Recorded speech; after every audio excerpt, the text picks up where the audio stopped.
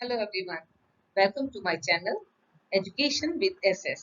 मैं संगीता श्रीवास्तव आपके साथ एजुकेशन से जुड़े हर इम्पोर्टेंट टॉपिक को यहाँ पर आपके सामने लाऊंगी, डिस्कस करूंगी और आशा है आपको अच्छा लगेगा। नेचुरल है, अच्छा लगे तो आप जानते हैं क्या करना है, तो सब्सक्राइब कीजिए। तो शुरू करते हैं आज का topic, meaning, nature and mode of education.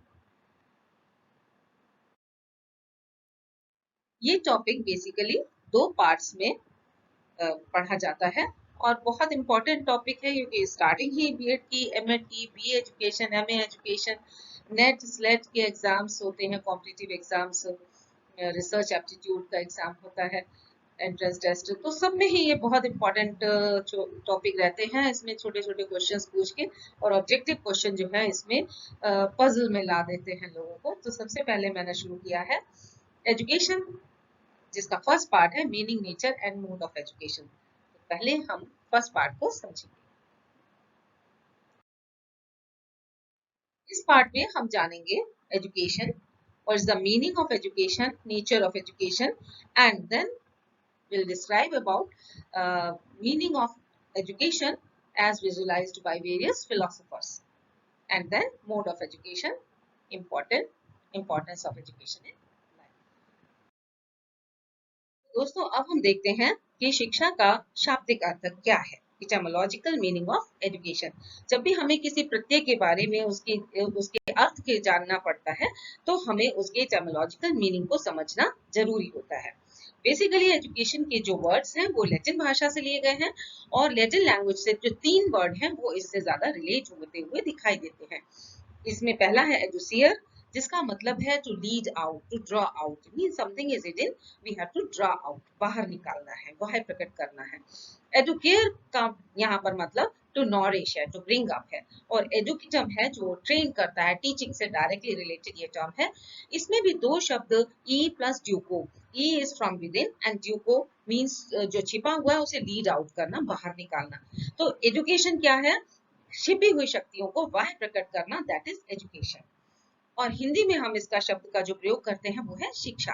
शिक्षा संस्कृत के शिक्ष धातु से लिया गया है। धातु यहाँ पर वर्ब होता है, संस्कृत में वर्ब को धातु कहते हैं, और जिसका भी अर्थ क्या है? सीखना, यानी कि अ प्रोसेस टू लर्न, जो सीखने सिखाने की प्रक्रिया है वही शिक्षा है। एक और शब्द का प्रयोग होता है विद्या। यहाँ पर विद्या नॉलेज है, मीन्स टू नो। तो विष्णु पुराण की एक सूक्ति है, तत्कर्म यत्न बंधाए सा विद्या या विमुक्तये, आया साया परम कर्म विद्या अन्या शिल्प नय गुणम। अर्थात कर्म वही है जो बंधन का कारण ना हो और विद्या वही है जो मुक्ति का साधक हो। इसके अतिरिक्त जो भी हम कर्म करते हैं, परिश्रम स्वरूप जो कर्म करते हैं विद्या, वो सब अन्य विद्या, कला, कौशल ही है। तो विद्या असली में जो सत्य विद्या है, जो सबसे ऊपर सर्वोच्च ज्ञान है, वो क्या है? सा विद्या या विमुक्त है। ये सूक्ति आप कई जगह देखते भी होंगे। चलिए आगे बढ़ते हैं। आगे बढ़ते हैं। जनरल मीनिंग ऑफ एजुकेशन, सामान्य तौर पर शिक्षा क्या है?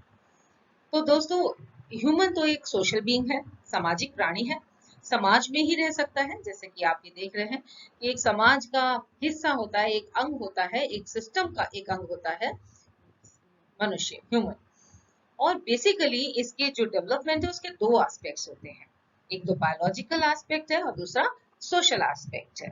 बायोलॉजिकल एस्पेक्ट का मतलब है कि बायोलॉजिकली अगर हम देखें तो ह्यूमन मोस्ट इंपॉर्टेंट क्रीचर है, सबसे ज्यादा बुद्धिजीवी। उसकी जो माइंड पावर है, सीसी पावर है, वो सबसे ज्यादा स्ट्रांग होती है और उसके अंदर एबिलिटी है इंटेलिजेंटली कोई भी काम करने की, कोई भी एंजॉयर है उसको करने के। तो लाइफ के कई सारे ऐसे काम होते हैं जो किसी केवल ह्यूमन ही कर सकता है और इसीलिए ह्यूमन जो है वो सबसे भिन्न है। तो बायोलॉजिकल एस्पेक्ट तो हमारे हेरिडिटी से चलता है, हेरिडिटी जो रिजेम्बलेंस है वो बायोलॉजिकल एस्पेक्ट की है। और दूसरा एस्पेक्ट होता है हमारा डेवलपमेंट का social aspect. Human to human बातचीत करते हैं, नई नई खोज करते हैं और अपनी खोज को एक जनरेशन से दूसरी जनरेशन तक भी पहुंचा सकते हैं। तो सोशल एस्पेक्ट, ग्रुप में रहना, अपनी ड्यूटीज परफॉर्म करना, तो ये सारी चीजें सोशल एस्पेक्ट होती हैं। और सोसाइटी, इसको हम क्या क्या नाम देते हैं? एनवायरमेंट। तो ह्यूमन दो तरीके से सीखता है, एक तो बायोलॉजिकली और दूसरा यानी कि हेरिडिटी। उसको हेरिडिटी सिखाती है, काफी कुछ होता है जो वो अपनी हेरिडिटी, अपने इंटेलिजेंस की पावर से सीखता है। और दूसरा होता है उसका सोशल एस्पेक्ट, उसको हम एनवायरमेंट के रूप में देखते हैं। यहाँ समझिए, नेक्स्ट हम लोग देखते हैं कि अगर हम कहें कि ह्यूमन भी तो और क्रीचर की तरीके से सोशल बीइंग है, तो फिर डिफरेंस क्या है? देयर आर थ्री डिफरेंस, तीन इंपॉर्टेंट चीजें हैं। रेशियल अचीवमेंट को ह्यूमन ही कंजर्व कर सकता है, उसे दूसरी जनरेशन में ट्रांसफर कर सकता है, उसका विकास भी कर सकता है, उसमें डेवलपमेंट करता है, प्रोग्रेसिव बनाता है। तो ये ह्यूमन का जो ब्रेन है, विवेकपूर्ण चिंतन, रैशनल जो थिंकिंग है, वो बहुत इंपॉर्टेंट है। एबिलिटी है टू मेडिटेट करने की, तो वो उस चिंतन, उस विवेक के माध्यम से बहुत उच्च क्षमताओं, उच्च शक्तियों को प्राप्त करता है। न सिर्फ ये, उसकी क्षमताएं एक्सप्लोर इनर वर्ल्ड, बाहर की तो पूरी दुनिया उसके सामने है, कुछ बहुत ज्यादा एक्सप्लोर किया है और आगे करता रहेगा, लेकिन उसके इनर आस्पेक्ट, इनर जो उसके भीतर छिपी शक्तियां हैं, वो भी मनुष्य अपनी पहचानता है। This is the difference from human creature, human from other creature of this world.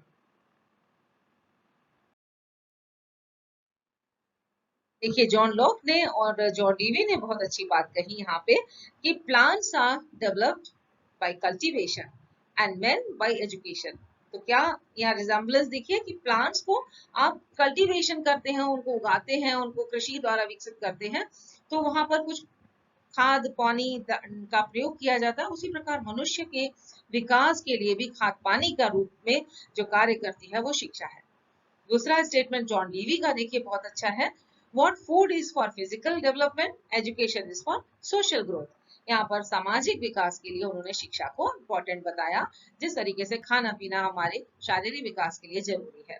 तो society has created the phenomena of education, और इस फिनोमिना के अपने इस एजुकेशन करने के लिए अपने लिए ही बनाया है, और इसके माध्यम से वो अपना अपलिफ्टमेंट करती है, यानी कि अपने उद्देश्यों की पूर्ति करती है। आगे बढ़ते हैं, देखते हैं कि एजुकेशन को डिफरेंट फिलोसोफर्स ने कैसे डिफाइन किया है।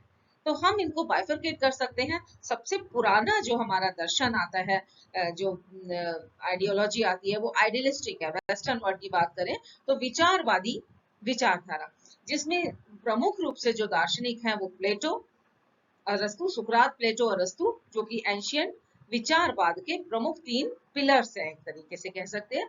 और भारतीय परिपेक्ष में देखें तो गांधी जी और विवेकानंद इसी आइडियोलॉजी को अपने भारत के जो प्राचीन आइडियोलॉजी उसके साथ मिला के प्रस्तुत किया है इन्होंने। तो सबसे पहले देखते हैं प्लेटो की definition. Education consists in giving to the body and soul all the perfection of which they are susceptible. जिसके लिए वे योग्य है, वो पूर्णता प्रदान करना। और इसमें तीन चीजें उन्होंने, शरीर, मन और आत्मा, इन तीनों का प्रयोग किया है। तो दूसरी तरफ अगर हम इसी से मिलती जुलती डेफिनेशन गांधी जी की देखें, bye education I mean all round drawing out the best in child and man, body, mind and spirit. तो मनुष्य, बालक और मनुष्य के शरीर, मन और आत्मा का सर्वांगीण विकास करना शिक्षा है। सिमिलर सी बात लगती है। विवेकानंद ने इस बात को कैसे कहा है, education is manifestation of perfection. यहाँ जो दो शब्द है, मैनिफेस्टेशन ऑफ परफेक्शन, अभिव्यक्त करना। और किसको अभिव्यक्त करना? Perfection already existing in man, जो कि मनुष्य में पहले से विद्यमान है। तो ये परफेक्शन के फॉर्म में इन्होंने omniscience, omnipotence and omnipresence, अनंत ज्ञान, अनंत व्यापकता और अनंत शक्ति जैसे शब्दों का प्रयोग करके समझाया कि मनुष्य बहुत शक्तिशाली और बहुत ज्यादा पावरफुल इंसान है, क्रीचर है। अरस्तु ने क्या कहा, education is creation of sound mind in a sound body. यहाँ पर माइंड, यहाँ पे रिजेम्बलेंस, माइंड मीन्स इंटरनल, जो इनर की बात करें, सोल की बात करें, और वहां वेस्टर्न वर्ल्ड में सोल माइंड से कई बार रिजेम्बलेंस दी जाती है वहां पे। और जो साउंड बॉडी है वो दिखाती है, वो प्रेजेंस करती है फिजिकल वर्ल्ड। तो यहाँ अरस्तु के टाइम काल तक आते आते, अरस्तु जिन्हें कहा जाता है फादर ऑफ साइंस भी हैं, तो उन्होंने ना सिर्फ विचारों की सत्ता को माना है बल्कि भौतिक जगत को भी माना है, और इसीलिए इन्होंने इन दोनों शब्दों को एक साथ किया, समाहित किया है अपनी डेफिनेशन में, और कहा sound mind and a sound body, that is education. चलिए आगे बढ़ते हैं।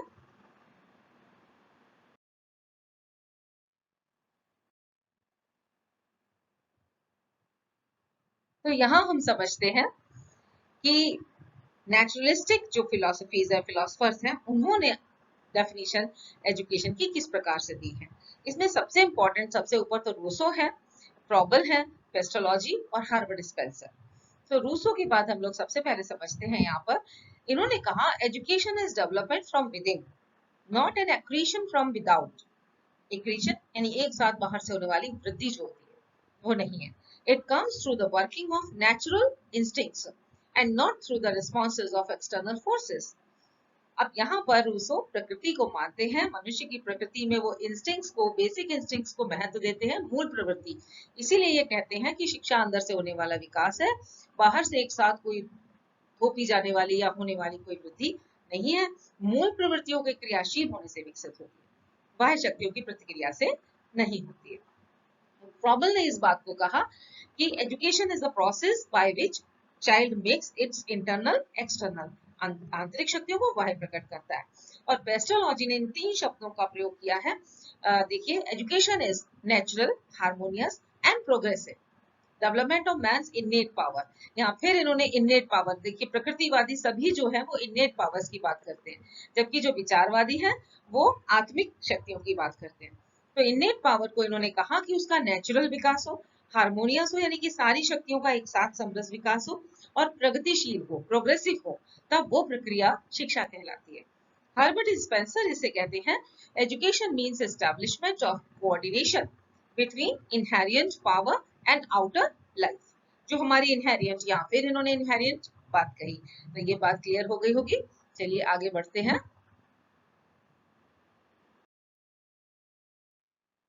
यहाँ पर आप देख रहे हैं कुछ, एक रियलिस्टिक डेफिनेशन जॉन मिल्टन की, प्रैग्मेटिक डेफिनेशन जॉन डेवी की, और सोशलिस्ट और इंडिविजुअलिस्टिक जो व्यू है वो ओटावे और टीपी नन के। तो जॉन मिल्टन ने क्या कहा, बहुत ही एक छोटी सी दो लाइनों में इन्होंने बहुत ज्यादा कॉम्पैक्ट सा एक डेफिनेशन दी है। देखिए, I call a complete and generous education that which fits a man to perform justly, skillfully, and magnanimously all the offices, both private, public, at peace and war. तो देखिए, इतनी अच्छी तरह इन्होंने बात कही है कि पूर्ण शिक्षा, उदार शिक्षा किसे कहेंगे, जो शांति हो या युद्ध। देखिए, दो ही समय होते हैं, या तो मनुष्य, युद्ध का मतलब ये नहीं है कि आप बॉर्डर पे जाकर लड़ रहे हैं, जब आप क्रोधित हैं, गुस्सा में हैं, वो भी एक युद्ध की स्थिति, द्वंद्व। किसी बात पर आप पजल में हैं तो वो ये द्वंद है, यानी आप अभी शांत नहीं है। तो शांति और युद्ध दो स्थितियां हैं। वैयक्तिक और सार्वजनिक दो कार्य होते हैं, या तो आपका व्यक्तिक कार्य होगा या सार्वजनिक कार्य होगा। तो इन दोनों सारी परिस्थितियों में आप न्यायोचित ढंग से, दक्षता के साथ, उदारता के साथ काम करना सिखाएं, और वो प्रक्रिया ही शिक्षा कहला सकती है। बहुत ही कॉम्पैक्ट और बहुत ही कंप्लीट एजुकेशन, ये रियलिस्टिक एजुकेशन की जो डेफिनेशन दी है वो जॉन मिल्टन ने दी है। जॉन डेवी कहते हैं education is development of all those capacities in the individual which enable him to control the environment and fulfil his possibilities. देखिए, फिलॉसफी ही बदल गई, सोच ही बदल गई। आप कंट्रोल द एनवायरनमेंट, एक तरफ प्रकृतिवादी कर रहे हैं control, no control on the environment, आप उसके अकॉर्डिंग जीजिए, अपनी आदत डालिए। यहाँ कह रहे control the environment and fulfil the possibility, अपनी सारी संभावनाओं को पूर्ण कीजिए। वो प्रक्रिया जो ये सब करना सिखाए, दैट इज एजुकेशन। एक ऐसी ओटावे जो कि समाजशास्त्री हैं, समाजशास्त्र से जुड़े हुए हैं, उन्होंने एजुकेशन को डिफाइन किया और कहा the whole process of education is the interaction of individual and social group, individual का सोशल ग्रुप से interaction with certain end in view, कोई तो उद्देश्य होता है, तो with certain end in view for the development of individual, और उन दोनों का उद्देश्य क्या है, इंडिविजुअल का डेवलपमेंट। तो टीपी नन एक बहुत इंपॉर्टेंट नाम है जो इंडिविजुअल एम को ज्यादा इंपॉर्टेंस देते हैं, और वो कहते हैं education is the complete development of individuality so that he can make the original contribution to human life according to his best capacity. यानी कि व्यक्तित्व का पूर्ण विकास होना सबसे ज्यादा जरूरी है, जिससे कि वो पूर्ण मानवता मानव जीवन में अपना मौलिक योगदान दे सके।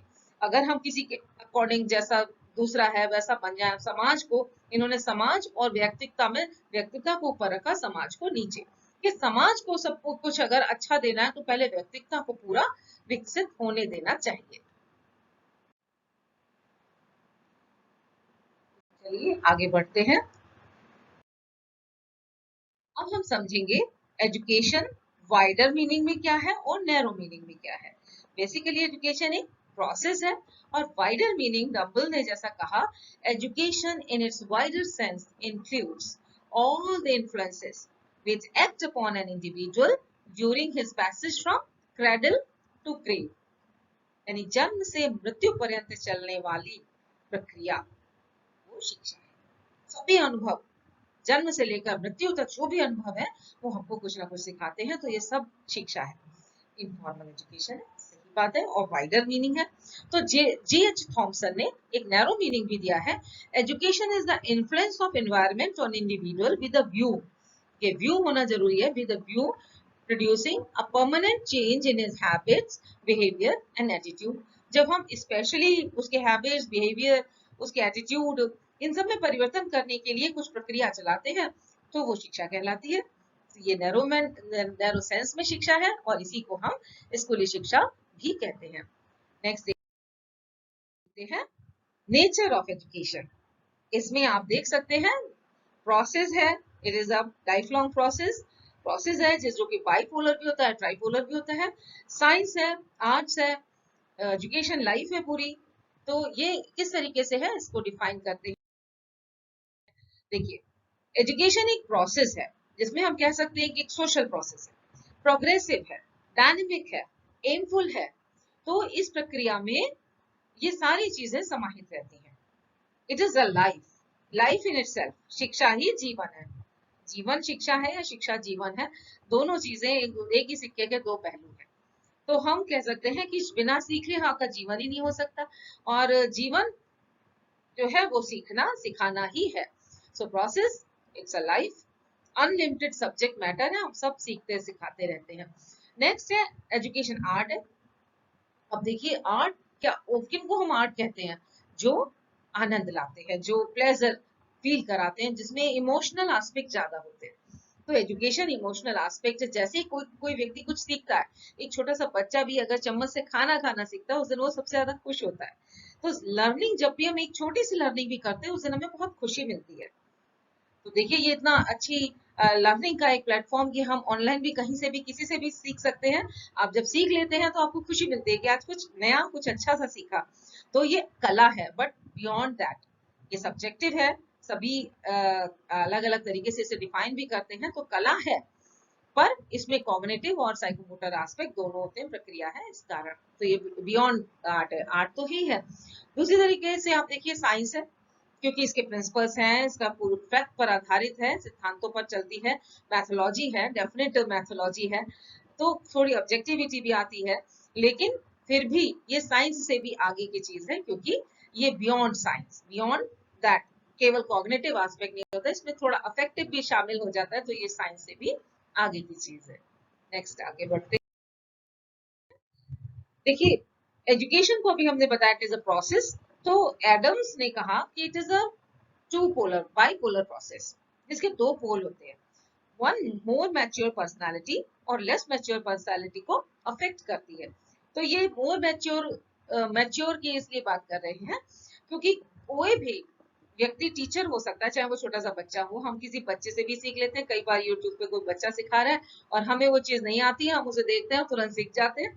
सो मोर मैच्योर वो उस फील्ड में हुआ जिसमें कि वो सिखा रहा है, तो उसमें मैच्योर पर्सनालिटी जब लेस मैच्योर को सिखाता है तो ये बाइपोलर प्रोसेस है। पर जॉन डीवी ने कहा कि क्या सिखाता है, what to learn, this is also most important question. तो जॉन डीवी ने इसे ट्राइपोलर प्रोसेस कहा। और स्कूल में तो ट्राइपोलर प्रोसेस बिल्कुल क्लियर कट होता है, जैसे टीचर मोर मैच्योर पर्सनालिटी है, उसको टॉट लर्नर जो सीखने वाला है छात्र है, और तीसरा करिकुलम। और अगर हम इसे वाइडर सेंस में कहें तो एनवायरनमेंट, जो कुछ भी हमें सीखना है एनवायरनमेंट की नीड के अकॉर्डिंग, वो सब तीसरा पोल है। नेक्स्ट देखते हैं मोड्स ऑफ एजुकेशन, शिक्षा के एजेंसीज, मोड को हम अभिकरण, साधन, एजेंसीज भी कहते हैं। तो बेसिकली इन शिक्षा प्राप्त करने के तीन साधन हैं। तीन साधनों से हम शिक्षा लेते हैं। एक को कहते हैं औपचारिक साधन, पूरी औपचारिकता करी जाती है, फॉर्मल एजुकेशन। दूसरा होता है अनौपचारिक साधन, कि हमने उस शिक्षा की व्यवस्था तो नहीं की थी बट शिक्षा हो गई, सीख गए, तो वो अनौपचारिक साधन कहलाते हैं। और तीसरा कहलाता है निरौपचारिक साधन। ये बाद में बनाई हुई कंसेप्ट है, इसको इंग्लिश में नॉन फॉर्मल एजुकेशन कहते हैं। जितनी भी डिस्टेंस लर्निंग है, यानी कि कोई व्यवस्था हम ऐसी नहीं करते कि बच्चों को आना ही पड़ेगा, कक्षा में बैठना ही पड़ेगा, बंधे हुए पीरियड में उसी समय वो पढ़ना पड़ेगा जो स्कूल में पढ़ाया जा रहा है, बल्कि जब उसकी मर्जी हो तब पढ़े। लेकिन पूरा इंतजाम किया जाएगा, पाठ्यक्रम भी बनाया जाएगा, उद्देश्य भी बनेंगे, इम्तिहान भी होंगे, लेकिन सब कुछ बच्चे की मर्जी से या सीखने वाले की मर्जी से। दूर बैठे कोई सीख रहा है तो ये डिस्टेंस एजुकेशन। ये सारी चीजें किसमें आ जाती है? नॉन फॉर्मल एजुकेशन में। चलिए इनको हम डिटेल में समझते हैं, इनके डिफरेंस को समझते हैं इस टेबल के माध्यम से। तो देखिए दोस्तों, डिफरेंस के लिए हम लोग देखते हैं फॉर्मल, इनफॉर्मल और नॉन फॉर्मल में। अगर हम उसके ऑर्गेनाइजेशन की बात करें, पॉइंट वाइज हमको समझेंगे कि अगर हम ऑर्गेनाइजेशन की बात करें तो वेल ऑर्गेनाइज्ड जब है, जब आप प्रॉपर एम, ऑब्जेक्टिव, टीचर के अपॉइंटमेंट, बच्चों के एडमिशन सब करते हैं, that it is called formal education. और जब ऐसा कुछ होता है नेचुरल ऑलराउंड डेवलपमेंट, कोई ऑर्गेनाइजेशन शिक्षा के उद्देश्य से नहीं है, आप बातचीत कर रहे हैं, घर है, परिवार है, समाज है, बच्चे दूर जाते हैं, धार्मिक संस्थाओं में जाते हैं, कहीं ना कहीं कुछ किसी से भी बात करते हैं और सीख जाते हैं, तो ये बिल्कुल अनऑर्गेनाइज्ड एजेंसी है, शिक्षा फिर भी होती रहती है। और तीसरी है दोनों का मिक्सचर, यानी कि ऑर्गेनाइज्ड भी करते हैं फिर भी अनऑर्गेनाइज्ड, बच्चा घर में लेटा हुआ, बैठा हुआ, कैसे भी समय जब जो उसकी सुविधा है उससे सीखता है। तो इनफॉर्मल वे में सीख रहा है लेकिन उद्देश्य पूरे सही से बनाए गए हैं फॉर्मल की तरह। तो इसका एक नया नाम दिया है नॉन फॉर्मल एजुकेशन, निरौपचारिक, हिंदी में कहते हैं इसे निरौपचारिक शिक्षा। अब क्लियर किया। आप आगे देखिए सेकंड पॉइंट, एम्स। तो एम्स एजुकेशन का ही होता है, कोई डायरेक्ट एम नहीं होता। नॉन फॉर्मल में बिल्कुल डायरेक्ट एम होता है, लेकिन इनफॉर्मल सेटिंग में वो एम पूरा किया जाता है। प्रोसेस देखें तो बिल्कुल प्री डिसाइडेड प्रोसेस है, फॉर्मल में कोई प्री डिसाइडेड पाथ नहीं होता है, जैसे शिक्षा पिक्चर देखी और कोई शिक्षा मिल गई, तो ये इनफॉर्मल है। और एक सेमी पैटर्न रहता है प्री डिसाइडेड सेटिंग का। इमीडिएट असेसमेंट होता है लर्निंग का। और अगर इनफॉर्मल की बात करें तो कोई नहीं पूछता भाई तुमने आज क्या सीखा, जरा टेस्ट देकर देखो, पिक्चर से आए हो जरा टेस्ट दो, नहीं, ऐसा नहीं होता। बल्कि ये लॉन्ग टर्म में पता चलता रहता है कि हाँ समाज क्या सिखा रहा है, समाज गलत डायरेक्शन में तो नहीं भेज रहा है बच्चों को, सब चीजें सही चल रही है। तो ये कोई असेसमेंट नहीं होता है, और इनका असेसमेंट होता है, but feasibility of learner is most important thing. तीसरा करियर ओरिएंटेड हमारा फॉर्मल होता है, इसमें नहीं होता है। और नॉन फॉर्मल में अगर हम देखें तो पर्सन का डेवलपमेंट ओरिएंटेड ये कोर्स भी होता है। इसी तरीके से आगे बढ़ते हैं। करिकुलम फिक्स होता है, वेल डिफाइंड होता है, यहाँ कोई करिकुलम नहीं होता, लेकिन इसमें भी प्रॉपर करिकुलम होता है। ये डायरेक्ट इंटरेक्शन बहुत जरूरी है इसमें, टीचर टॉट, टीचर भी हो सामने, टॉट बैठा हो, सब में बातचीत हो, तो इंटरेक्शन इज मस्ट। यहाँ ऐसा तो कुछ भी नहीं है, कोई इंटरेक्शन की बात नहीं है, जिसमें भी हो रहा है इंटरेक्शन, चाहे वो घर के सदस्य हैं, सोसाइटी है, तो इट डजंट मैटर कि इंटरेक्शन है या नहीं है। और यहाँ पर teacher taught without direct interaction सीखता है। हाई ऑर्डर थिंकिंग यहाँ पे है, हाई ऑर्डर नॉलेज यहाँ पे भी मिलती है, लेकिन यहाँ ऐसा कोई क्राइटेरिया नहीं होता।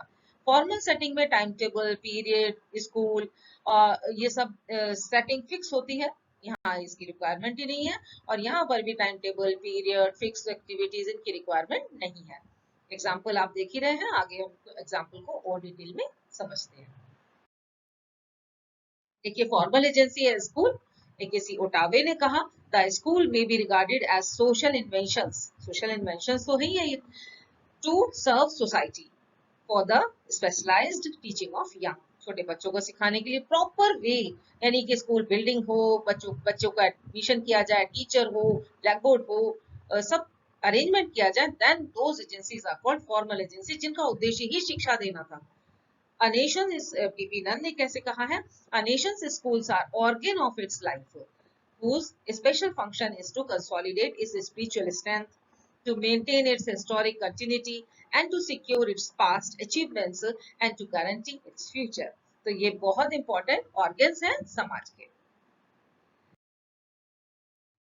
रॉस ने भी इसी बात को एजुकेशन के फंक्शन बताया कि स्कूल क्या क्या करता है। देखिए, स्कूल ट्रांसफर करता है नॉलेज को एक जनरेशन से दूसरी जनरेशन, कंजर्व करता है कल्चर को, प्रोग्रेस करता है कल्चर की, और साथ में ट्रांसफर भी करता है। तो संरक्षण, हस्तांतरण और विकास तीनों कल्चर का स्कूल के माध्यम से होता है। बच्चे का ऑलराउंड डेवलपमेंट होता है, इसलिए स्कूलिंग बहुत जरूरी है। और कोऑपरेशन स्कूल और सोसाइटी के बीच में इसी से डेवलप होता है। तो स्कूल्स बहुत ही इंपॉर्टेंट ऑर्गन है समाज के, ये होने बहुत जरूरी है। अच्छे स्कूल्स समाज में बनने चाहिए।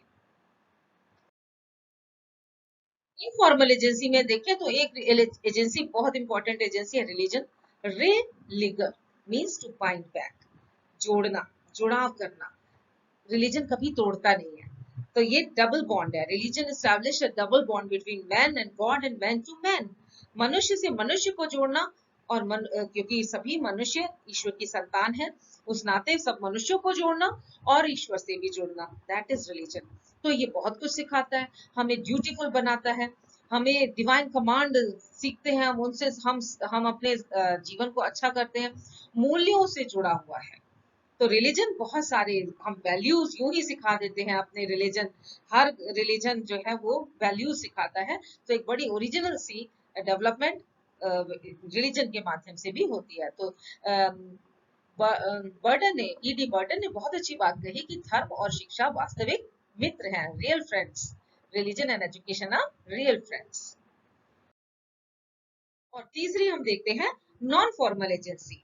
नॉन फॉर्मल बहुत इंपॉर्टेंट है और आजकल इस पर बहुत क्वेश्चन आते हैं। जैसे एडल्ट एजुकेशन फॉर एडल्ट्स। अब मान लीजिए कोई बच्चा 15 साल का है और वो बिल्कुल स्कूल नहीं गया। आप कहेंगे एडल्ट मीन्स तो भी वो एडल्ट हो जाए, 35 साल का हो जाए तब शिक्षा देना, तो दैट इज एडल्ट एजुकेशन। ऐसा बिल्कुल नहीं है। 15 साल तक अगर कोई बच्चा स्कूल नहीं गया है तो वो एडल्ट एजुकेशन से शिक्षा लेगा, क्योंकि 15 साल का बच्चा और 6 साल के बच्चे को एक साथ नहीं बिठाया जा सकता। तो उनके लिए भी एडल्ट एजुकेशन है। कंटिन्यूइंग एजुकेशन यानी सतत शिक्षा, यानी in service teachers, in service कोई ट्रेनिंग लेना। तो वर्किंग क्लास के लिए डिस्टेंस एजुकेशन, जो दूर दराज रहते हैं जहां पर एजुकेशन सिस्टम वहां तक नहीं पहुंच सकता, तो उनको डिस्टेंस से पढ़ा दो। ओपन स्कूल, कभी भी कोई भी व्यवस्था की, आप अपने सुविधा के अनुसार अपने पाठ्यक्रम को पूरा कीजिए, इम्तिहान दीजिए, आगे बढ़िए। Universities, open open schools, distance, ये सारी चीजें ये नॉन फॉर्मल एजेंसी में आती है। जैसे आजकल बहुत इंपॉर्टेंट एक चैनल चलता है स्वयं प्रभा।